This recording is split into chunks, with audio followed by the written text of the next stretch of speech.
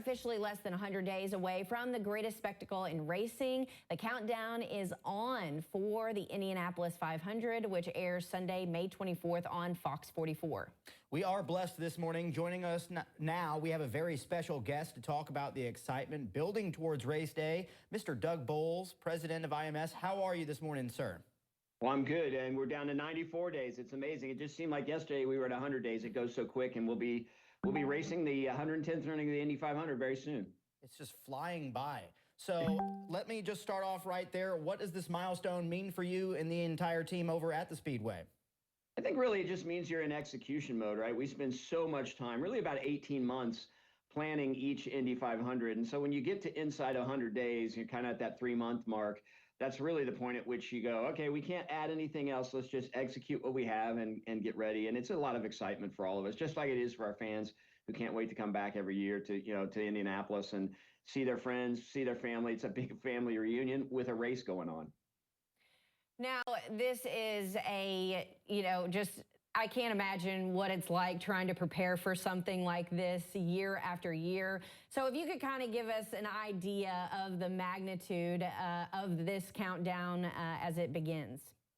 Yeah, I think really the best way to describe what happens on race day, for those of us on the working side of it, we are the second largest city in the state of Indiana inside the Indianapolis Motor Speedway. So 350,000 people inside here. So it's just like running a small city, right? We're worrying about our public safety. Is the hospital ready to go? What are we doing about traffic? All of the things. Do we have enough food? Is the water working? Those things that just happen when you're running a city. So for us, that's a lot of what's going on right now, just making sure that we're ready to get people here. But what we love the most is the smiles on people's faces when they come in, especially when they come in with families, and that's really the reward we get. Well, this event is obviously massive. How do you balance both the history of the race, which goes back many, many years, and also continuing to grow that event? You've touched on maybe the biggest challenge, because what makes us special is our history and tradition. But if we hold on to some of those things too tightly, we don't have an opportunity to grow, bring in new fans, bring in people that have a different interest still around the same thing. So that is a balancing act every year. What's so important to our DNA that you can't change, but then what are the things you can change, and how can you pivot in order to bring that next generation of Indy 500 fan into the racing? Whether the music changes or the pre-race, some of that changes. A lot of those pieces are things that we have to balance every year to get that next generation to come, but keep old timers like me still happy that they're coming to the Indy 500 they fell in love with many years ago.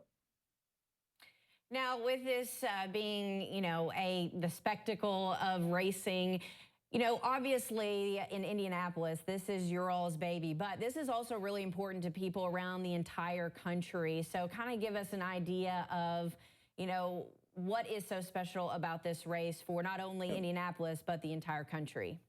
Yeah, it is. It's obviously a big American icon, the Indy 500, and it's called the Indianapolis 500, but we always say it's an Indiana asset. The Indianapolis 500 doesn't exist without the entire state of Indiana.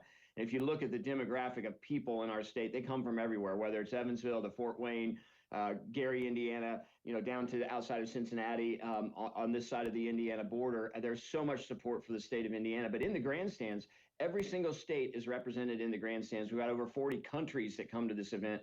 Just one of those international events that's been around so long. If you're into big events, if you're into motorsport events, this is one that no matter where you live in the world, certainly the country, you show up to attend. So are there any new experiences, improvements that you want fans to look forward to specifically this year? Yeah, one of the things that's been great with Roger Penske, who bought the Speedway 6 years ago now, seems like it was just yesterday, just all the investments he's allowed us to make in the customer experience. So we continue to do that, whether it's making the restrooms better, the concessions offering better merchandise stores, better video boards for people to watch, just continuing to work on those small, subtle things to make that experience better for people when they're here. The thing I hear the most probably is just the traffic. When you bring 350,000 people to the same place at the same time and they leave at the same time, just trying to make sure we can make traffic as smooth as possible. So some subtle changes this year, hopefully to smooth some of those things out. But those are the things I think just really operationally that people will see. All right. Well, Mr. Boles, thank you so much for joining us this morning.